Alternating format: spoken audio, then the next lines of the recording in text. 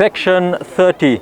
We have reached the 30th and final section of the Qur'an, which consists of 37 short chapters, many of them which have a poetic flow to them. And many of these chapters are memorized by millions of people all around the world. Many of the chapters are talking about the Day of Judgment, and God uses various names for the Day of Judgment, conveyed in powerful ways. We also learn that Pharaoh proclaims to his people, "I am your Lord Most High," transgressing all bounds. It is probably the worst statement any human being can make about themselves. We get some extremely powerful verses. God mentions that when the Day of Judgment arrives, every person will flee from their siblings, their parents, their spouse, their children. The reason for this is mentioned here. Also in this section, God swears by various of his creations that this Qur'an are his words delivered to the Prophet Muhammad, peace be upon him. Also in this section, God swears by some of his creations that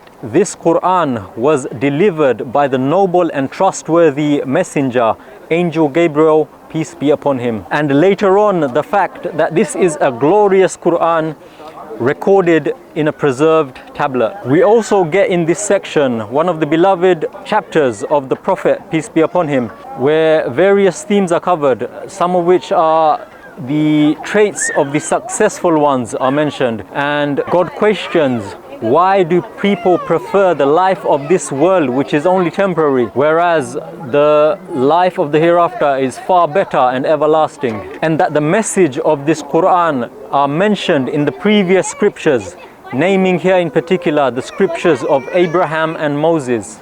We get to the chapter of Al-Ghashiyah, the overwhelming, a beautiful poetic chapter to recite, where God tells the Prophet, "So continue to remind all, O Prophet, for your duty is only to remind.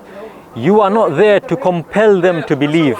And we get to the chapter of Al-Fajr, the dawn, which ends with some of the most powerful verses which every believer would aspire to hear being said to them by their Creator. In the chapter of Al-Balad, the city, God swears by this city of Makkah and by every parent and their child that humanity has been created in constant struggle, and says that if only they took the challenging path of goodness.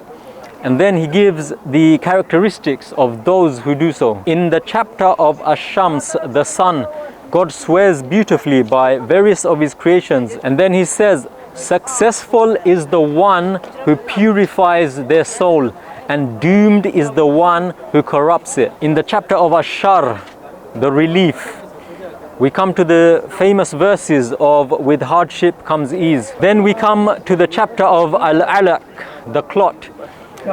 This is where it all started, and these were the first revelations to the Prophet Muhammad, peace be upon him, via the angel Gabriel, peace be upon him, right here behind me in the cave of Hira. "Read, O Prophet, in the name of your Lord who created humans from a clinging clot. Read, and your Lord is the most generous, who taught by the pen, taught humanity what they knew not." We get the chapter of Al-Qadr, the power, which is referring to the night of power, the night of glory, a night better than 1,000 months.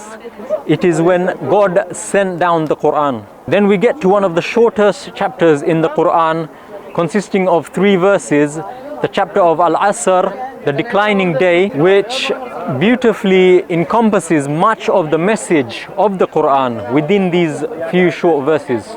Then in the chapter of Al-Ikhlas, the sincerity, which is also one of the shortest chapters in the Qur'an, beautiful and often recited, it encompasses 1/3 of the message of the Qur'an.